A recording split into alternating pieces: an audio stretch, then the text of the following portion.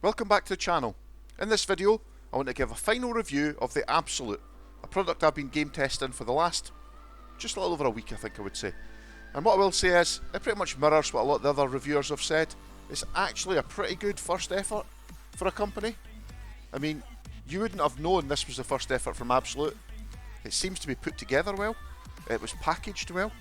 It's very reminiscent of the Steam Deck in their packaging because they ship the Abxylute in a nice little shaped case for it, and then that inside a cardboard box with very little advertisement on it other than the Abxylute on the outside of the shell.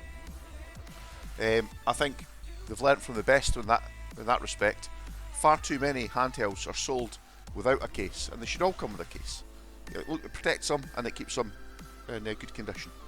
And I will say the Abxylute, this has been used a lot in the last 7 or 8 days. I've used it every single day. My son's used it probably about 50% of the week as well.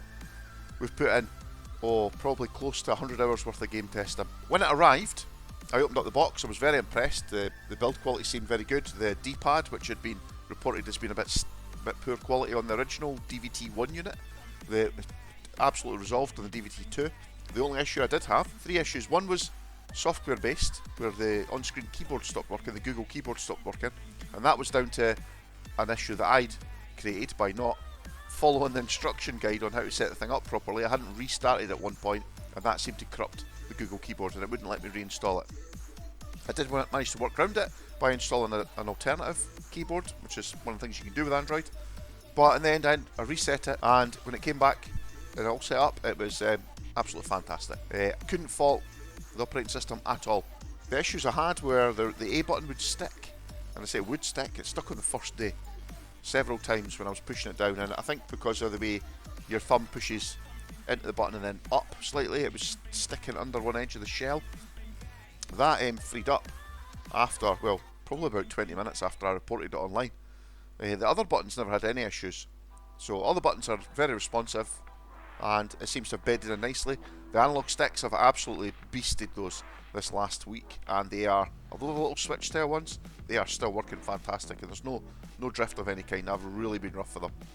The only other physical flaw that I found on the device was the X button. On my device had a slight scratch on the side of the button, and that allowed some light to leak through from the backlighting. Aside from that though, I've had no physical issues with the handheld. It's rock solid, you can shake it, there's no rattling, the buttons don't rattle like they often do in a lot of other handhelds. So I'm looking at the Steam Deck, you rattle that, you can hear the ABXY button, sliding about inside their mountains. You don't get any of that with the Abxylute. The screen quality, it's a 1080p screen, it's really vibrant, it's pretty bright, you can play this outside, and even though it's a glossy screen, the reflections really aren't so bad. A little tilt of the angle of the display and you're good to go outside, I have to say. We've played this outside probably more hours than I've played any of other handhelds. Other things to review on it. Well, it's down as being a cloud streaming device, and that's it. Nothing more, nothing less. And I would agree with that. It's really good at Xbox Game Pass Ultimate. It's what else have I tried? I've tried Luna, it's okay on that. I've tried remote streaming, so I've remote streamed from my PC using Valve's Steam client. I've also used MOONLIGHT. MOONLIGHT's very good.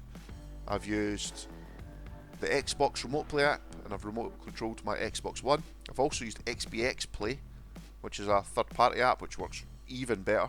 That allows you to play 360 games on it, the original Xbox games, if you've got any of them installed on your Xbox One. I've used the PS Play app and remote control to my PS4, and that's flawless too. So far, I've just been thoroughly impressed with its streaming capabilities. Looking at its Android capabilities, well, yeah, it's an Android device, so it can play Android games. It has full access to the Play Store, so you can download apps from there and you can play them from there. Now, you need to temper your expectations. Real Racing, for example, will work fine. Things like Idle Slayer, they work fine. Little games like that work no problem. Things like Genshin Impact's pretty poor on this. Honkai Star Rail, although it starts poorly, and I've mentioned that in a previous video, the opening cutscene is just a disaster.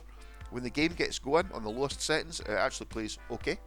So you can play it on the Abxylute, although you're going to use up, if you've bought the 32 gig model, then you're going to have no space. And if you've got the 64 gig model like I have, it will use up more than half the space on the storage. Retro emulation has been mentioned before.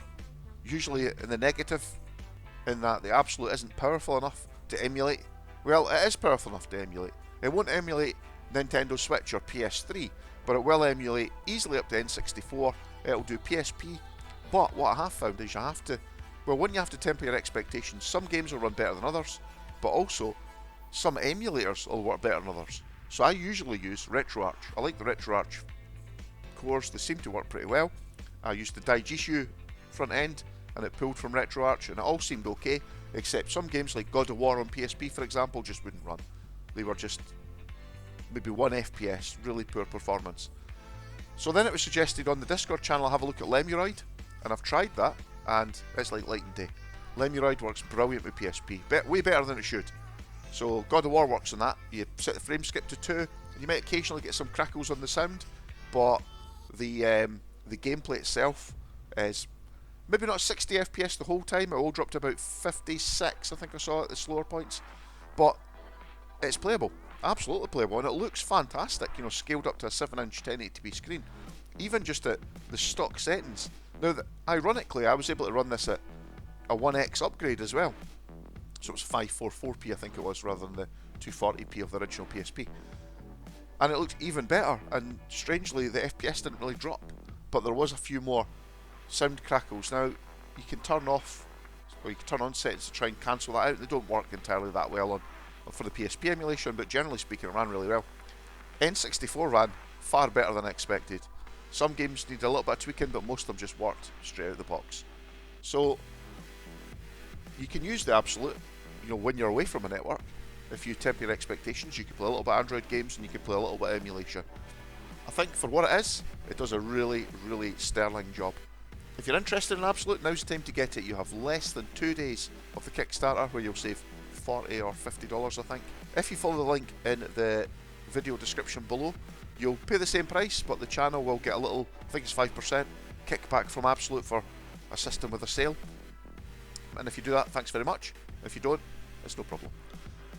Anyway, I think that's the review done. Thanks for watching. Should you buy an Abxylute? Well, if you're looking for a cloud-based handheld and you can't buy Logitech G Cloud in your country, then this is the next best thing. Thanks for watching.